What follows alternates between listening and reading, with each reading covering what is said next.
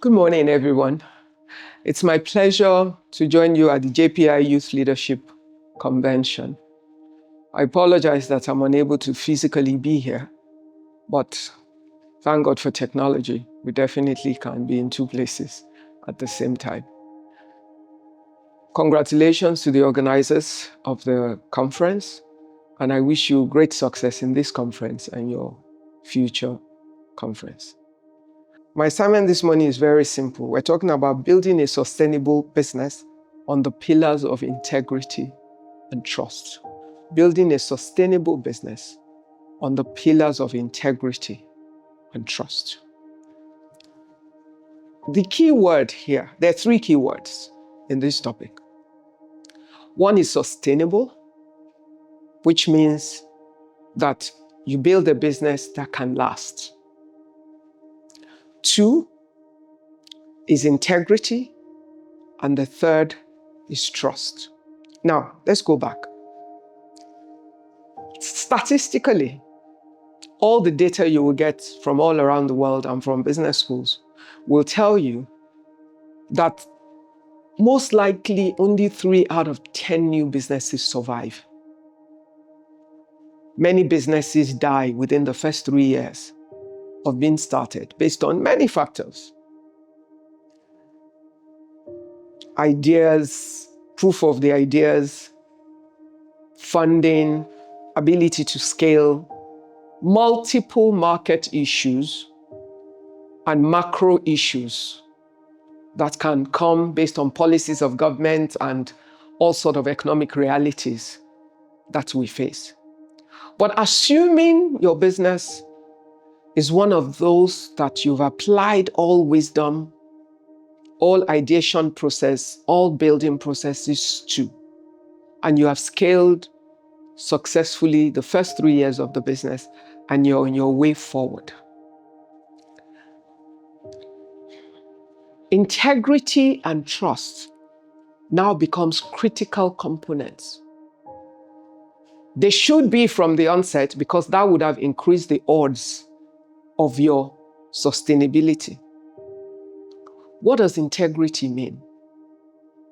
It means your ability to do what you say you will do, your ability to keep your word, and your integrity leads to trust.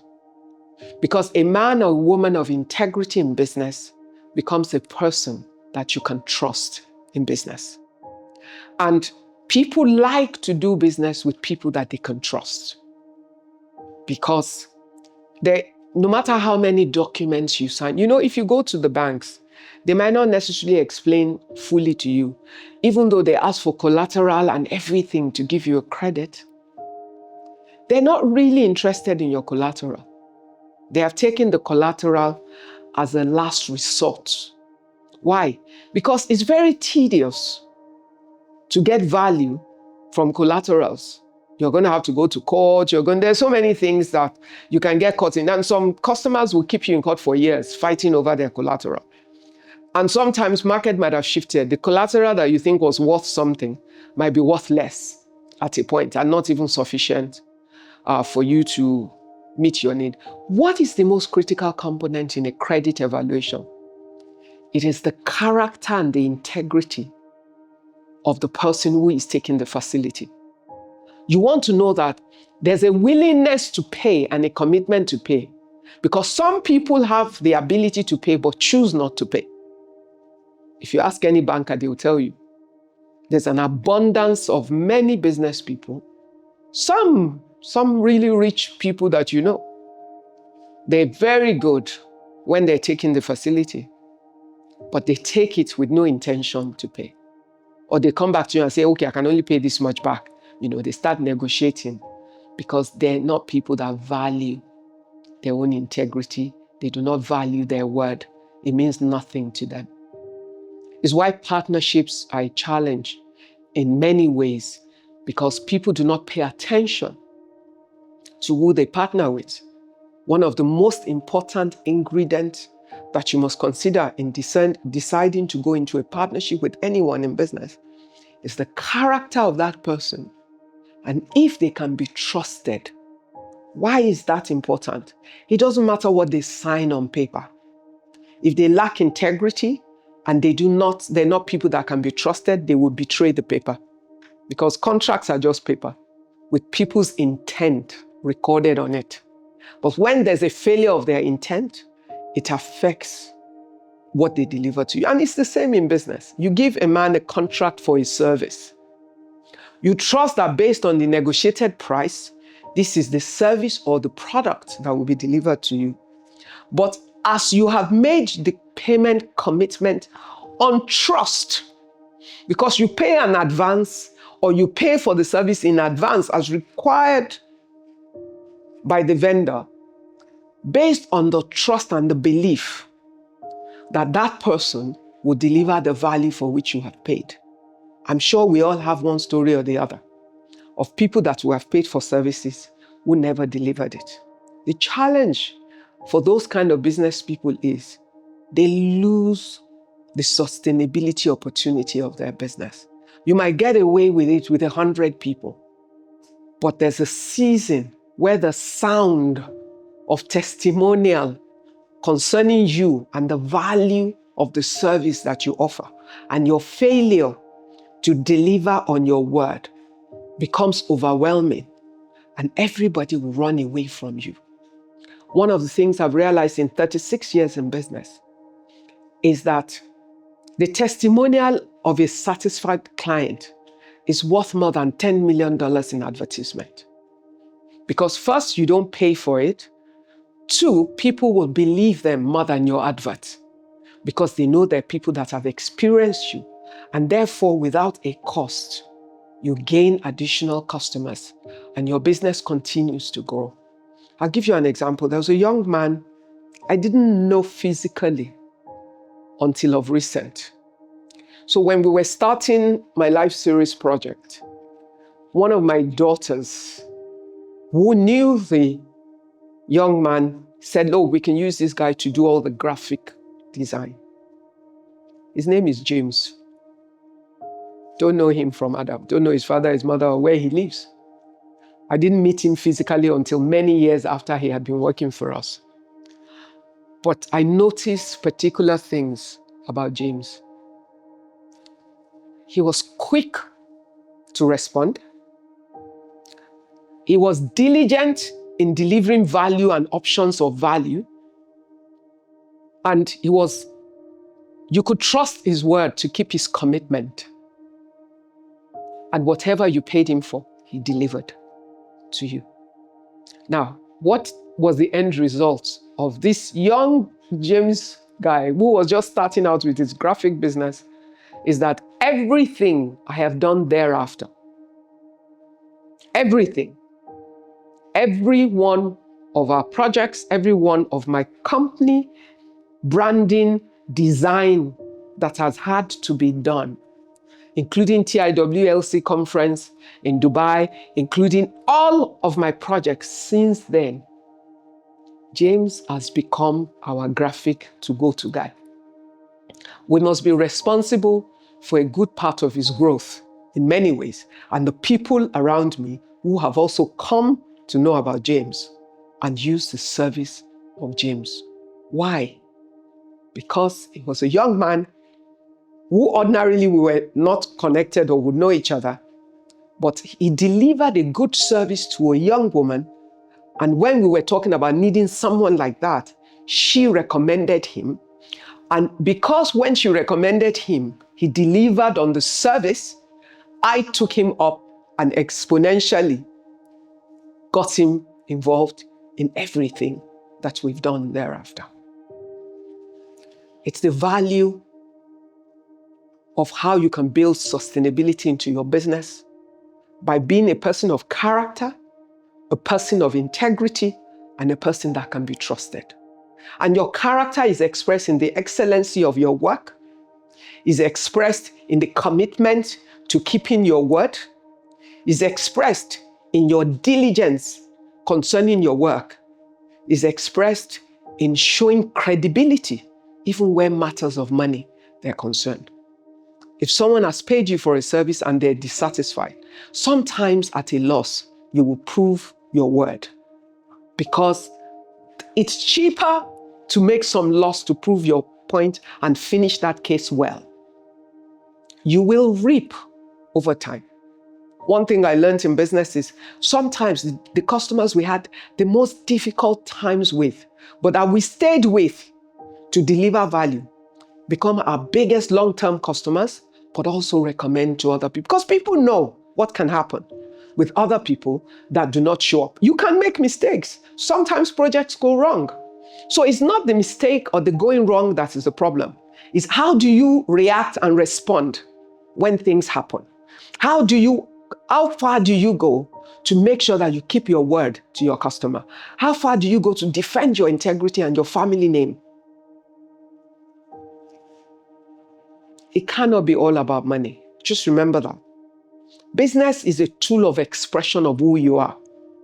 When you do it well, you make money from it. But it's first and foremost a tool of expression of what your belief system is, what is important to you. It proves your character. It proves you as a person of integrity or not. It shows that you're someone that can be trusted or not. It shows that you're a reliable, decent human being who will go the extra mile to keep your word.